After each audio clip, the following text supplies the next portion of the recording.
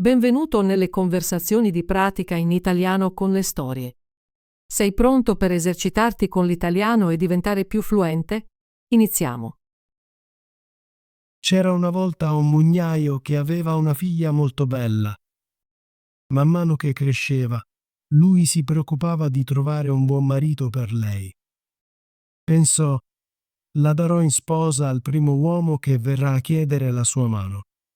Poco dopo, un pretendente si presentò. Sembrava molto ricco e il mugnaio non vide nulla di sbagliato in lui, così acconsentì a far sposare sua figlia con lui. Tuttavia, la ragazza non amava l'uomo come una sposa dovrebbe. Non si fidava di lui e si sentiva spaventata anche solo a pensarlo. Un giorno il pretendente le disse: «Non sei ancora venuta a trovarmi, anche se siamo fidanzati». Lei rispose: «Non so dove abiti». Lui le disse: «La mia casa si trova nella foresta oscura».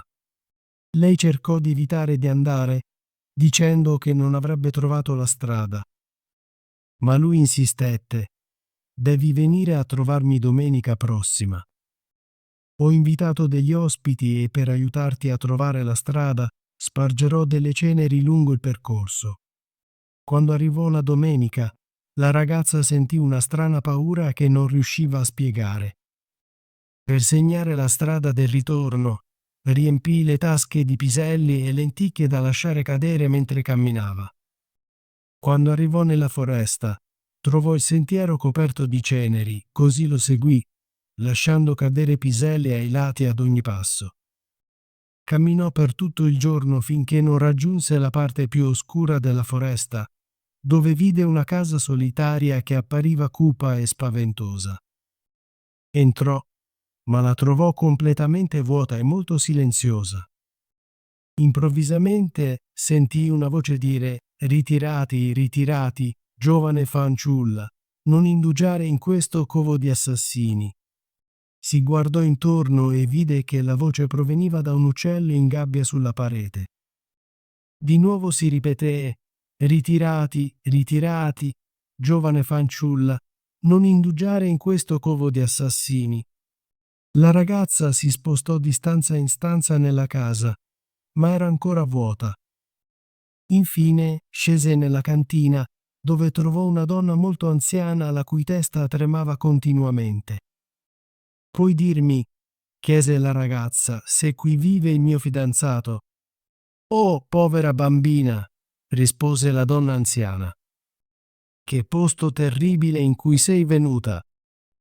Questo è un covo di assassini. Pensi di essere una sposa promessa, ma qui troverai solo la morte. Guarda quel grande pentolone d'acqua che ho sempre in ebollizione. Quando ti prenderanno, ti uccideranno e ti cucineranno perché mangiano le persone. Se non ti aiuto, sarai perduta». La donna anziana nascose la ragazza dietro un grande barile. «Rimani molto ferma», le raccomandò. «Non muoverti e non parlare, altrimenti ti troveranno. Questa sera, quando i ladri saranno addormentati, scapperemo. Ho aspettato un'occasione per andarmene».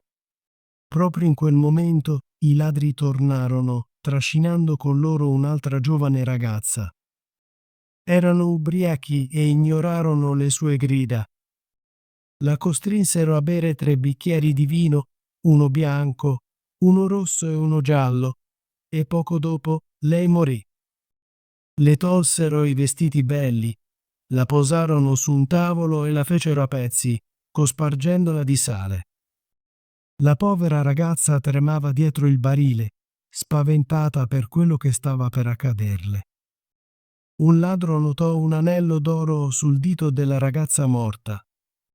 Poiché non riusciva a toglierlo facilmente, usò un'accetta per tagliare il dito, ma questo volò in aria e atterrò dietro il barile, proprio in grembo alla ragazza. Il ladro accese una lampada e iniziò a cercare il dito, ma non riuscì a trovarlo. «Hai guardato dietro il grande barile?» chiese uno degli altri. La donna anziana gridò: «Venite a mangiare la cena e non preoccupatevi di questo. Il dito non scapperà». «Ha ragione», dissero i ladri, e smisero di cercare e si sedettero a mangiare. La donna anziana mescolò una pozione per farli addormentare nel loro vino, e presto si trovarono tutti sdraiati sul pavimento della cantina, profondamente addormentati. Quando la ragazza fu sicura che fossero addormentati, uscì da dietro il barile. Doveva passare sopra i ladri che dormivano uno accanto all'altro, ed era spaventata che potessero svegliarsi. Ma Dio l'aiutò e riuscì a superarli in sicurezza. Poi lei e la donna anziana salirono al piano superiore, aprirono la porta e si affrettarono a lasciare il covo degli assassini.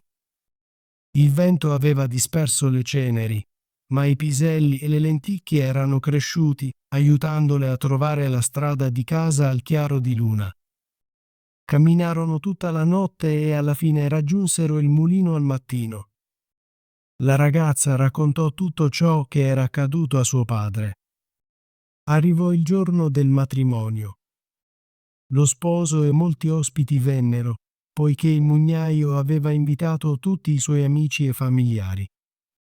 Durante il banchetto, ogni ospite raccontò a turno delle storie, ma la sposa rimase in silenzio. «Non conosci nessuna storia, amore mio?» le chiese lo sposo.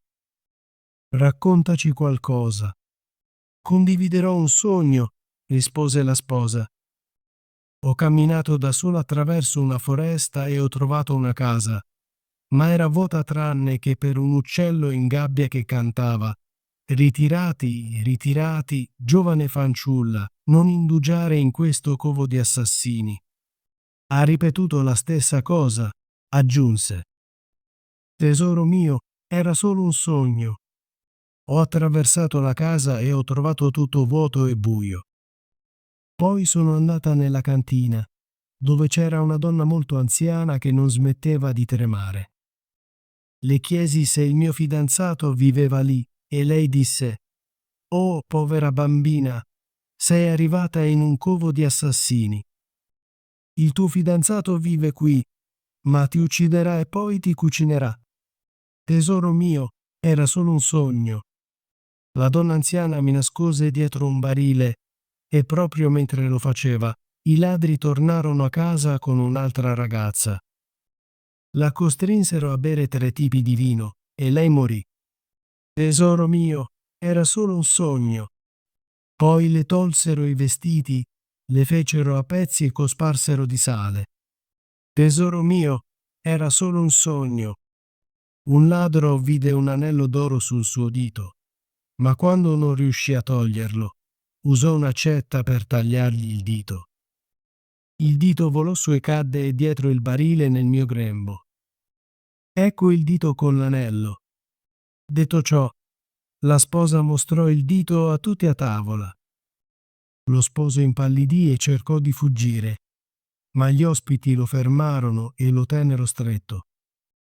Lo portarono alle autorità e lui e la sua banda di assassini furono condannati a morte per le loro terribili azioni. Ottimo lavoro! Vuoi esercitarti con l'italiano e diventare più fluente? Iscriviti e attiva la campanella delle notifiche così non perderai nessuna delle nostre storie gratuite in italiano. Ci vediamo nel prossimo video.